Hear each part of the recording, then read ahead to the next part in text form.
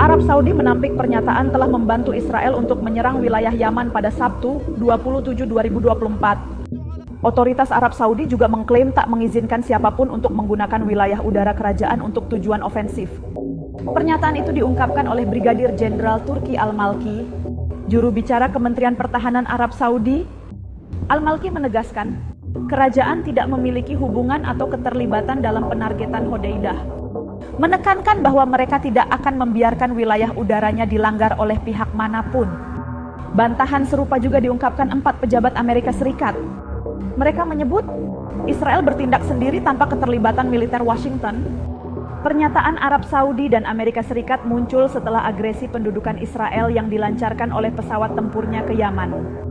Menurut koresponden Al-Mayadin, serangan itu menargetkan pembangkit listrik Ras Katib di Hodeidah, memicu kebakaran pada fasilitas penyimpanan minyak. Disebutkan, tentara Israel mengerahkan 25 jet tempur. Kobaran api yang sangat besar membuat petugas pemadam kebakaran setempat kesulitan memadamkan api. Kementerian Kesehatan setempat menyebut, setidaknya ada 80 orang yang mengalami luka-luka, sementara 3 orang lainnya tewas akibat ledakan tersebut.